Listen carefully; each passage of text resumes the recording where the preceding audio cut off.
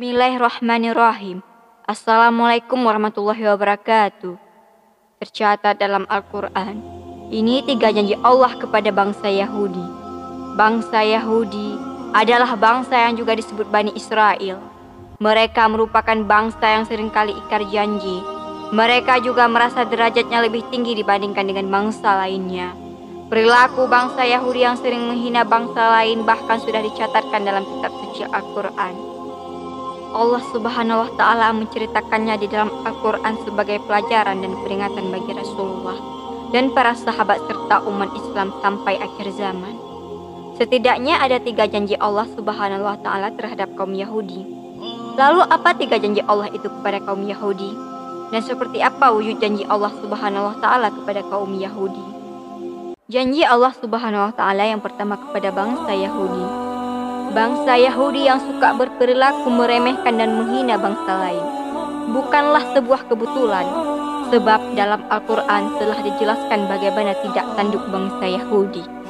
Allah Subhanahu wa Ta'ala berfirman, dan telah kami tetapkan terhadap Bani Israel, dan dalam kitab itu sesungguhnya kamu Bani Israel akan membuat kerusakan di muka bumi ini 2 kali, dan kamu pasti akan menyombongkan diri dengan kesombongan yang besar.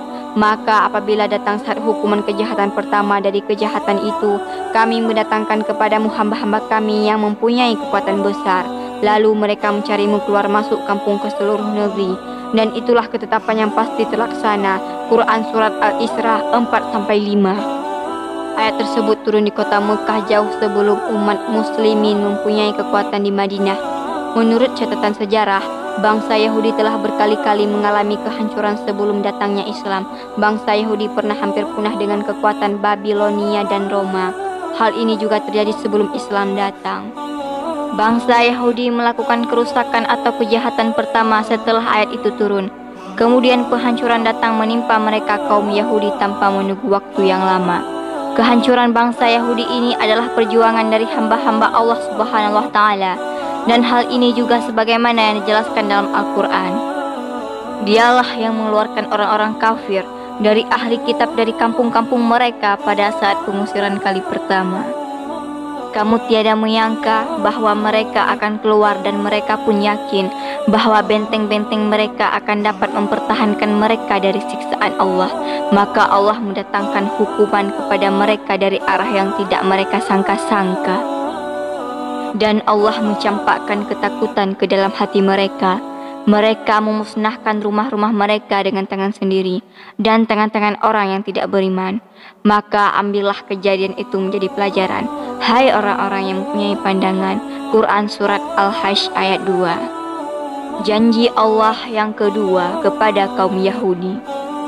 Tak bisa dipungkiri, jika kesombongan dan kerusakan yang lebih besar lagi kembali diulangi bangsa Yahudi. Hal ini sebagaimana firman Allah Subhanahu wa Ta'ala dalam Al-Quran.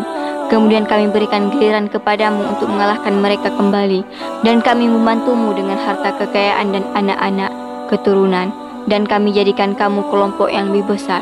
Quran Surat Al-Isra ayat 6. Dalam ayat tersebut mengisyaratkan jika Allah Subhanahu wa Ta'ala memberikan kesempatan kepada bangsa Yahudi untuk mengalahkan orang-orang yang pernah mengusirnya dan mengejar bangsa Yahudi keluar masuk negeri.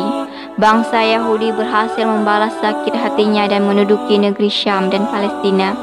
Yahudi juga mengalahkan kaum-kaum muslimin di wilayah tersebut. Allah Subhanahu wa Ta'ala menunjukkan janji kedua kepada bangsa Yahudi setelah kehancuran yang pertama. Hal itu terbukti dengan sejahteranya perekonomian maupun politik terhadap bangsa Yahudi Israel. Imigran Yahudi mengalir deras dari segala penjuru negeri ke Palestina tanpa bisa dicegah kaum muslimin. Kekuatan militer dan ekonomi negara barat hampir seluruhnya berada di belakang Yahudi. Karenanya kesombongan Yahudi meningkat bahkan hingga saat ini. Janji Allah Subhanahu wa Ta'ala yang ketiga kepada kaum Yahudi. Derita masyarakat Palestina membuat umat muslim di seluruh negeri. Kekejian bangsa Yahudi Israel sesungguhnya hanyalah akan mempercepat datangnya siksaan dan hukuman Allah sebagaimana yang telah dijelaskan dalam Al-Quran. Jika kamu berbuat baik, berarti kamu berbuat baik bagi dirimu sendiri.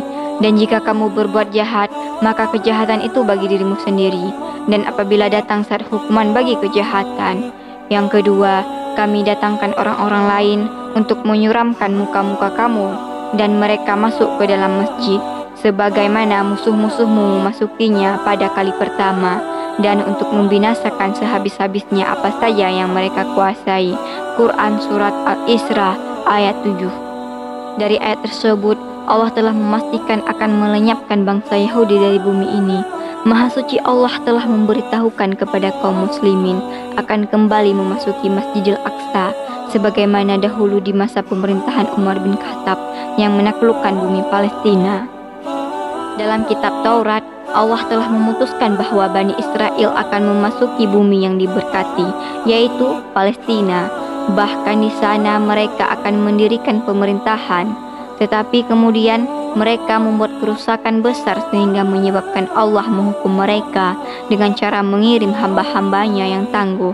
Setelah kerajaan mereka binasa, mereka diusir dan dicerai-beraikan. Hal ini sebagaimana firman Allah Subhanahu wa taala, "Hai kaumku, masuklah ke tanah suci Palestina yang telah ditentukan Allah bagimu, dan janganlah kamu lari ke belakang karena takut kepada musuhmu, maka kamu menjadi orang-orang yang merugi." Quran Surat Al-Maidah ayat 21. Sahabat yang beriman, kita ketahui jika jumlah umat muslim saat ini begitu amat besar. Meskipun begitu, tetap saja bagai bumi dan lautan yang mudah terombang-ambing oleh derasnya gelombang. Allah Subhanahu wa taala berfirman, "Berapa banyak terjadi golongan yang sedikit dapat mengalahkan golongan yang banyak dengan izin Allah, dan Allah beserta orang-orang yang sabar." Quran Surat Al-Baqarah ayat 249. Simak terus ulasannya yang menyajikan kisahnya melalui rangkuman dari berbagai sumber, salah satunya di channel Dunia Akhirat.